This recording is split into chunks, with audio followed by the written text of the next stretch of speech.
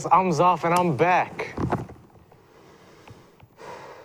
Hi, I'm George, and today's November 9th, 2021. Now please stand for the pledge. I pledge allegiance to the flag of the United States of America and to the republic for which it stands, one nation, under God, indivisible, with liberty and justice for all. It's Veterans Day, so here's a little history lesson about it.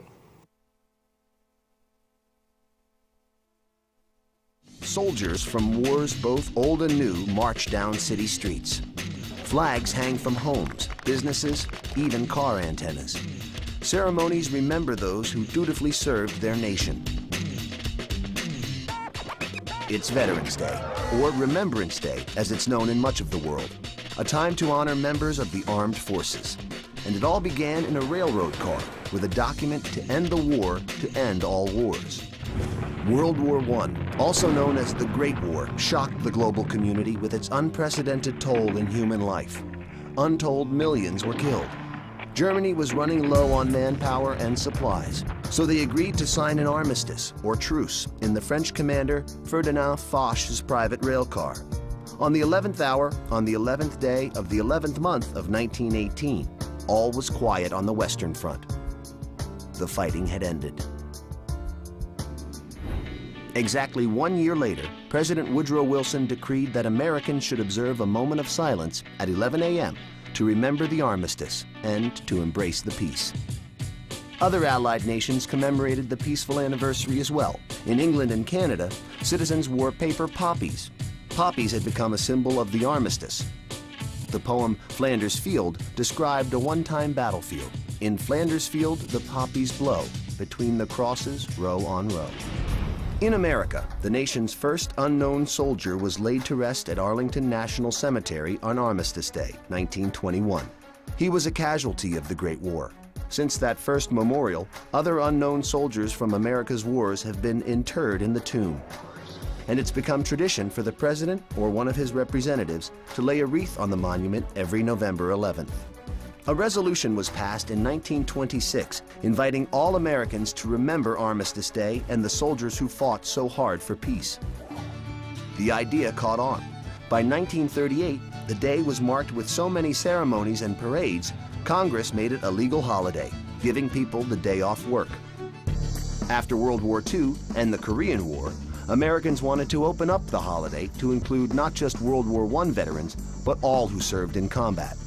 In 1954, President Dwight Eisenhower, a World War II vet himself, legally changed the U.S. Armistice Day to Veterans Day, honoring those who served in all American wars.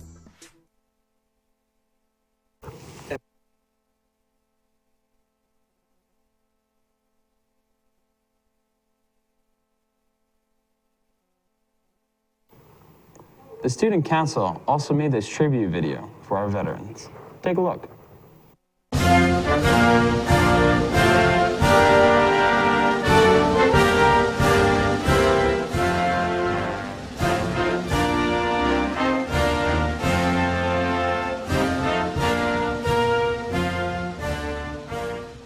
I want to express our very strong appreciation to all of those of you in the plebe class who've come into the Navy. I hope that you realize how great is the dependence of our country upon the men who serve in our armed forces. I sometimes think that the people of this country do not appreciate how secure we are because of the devotion of men and their wives and children who serve this country in far-off places, in the sea, in the air, and on the ground, thousands and thousands of miles away from this country, who make it possible for us all to live in peace each day.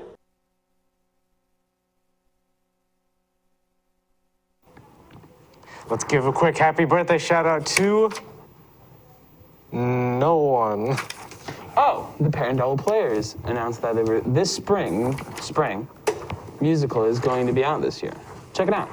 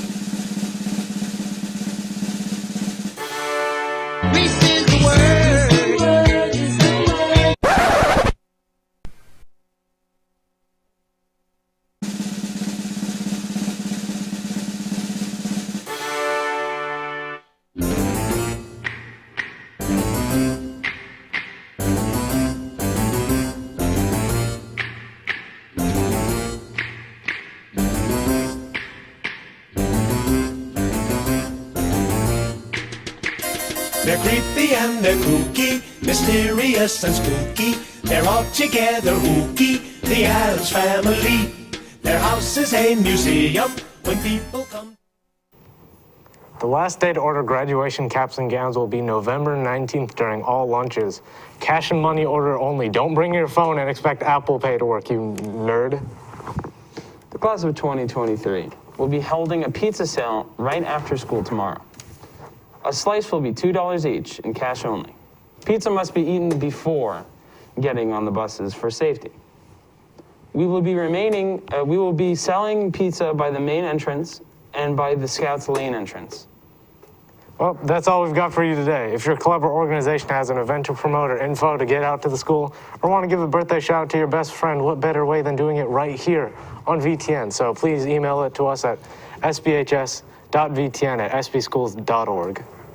And be sure to visit our site regularly, tinyurl.com/VTN announcements.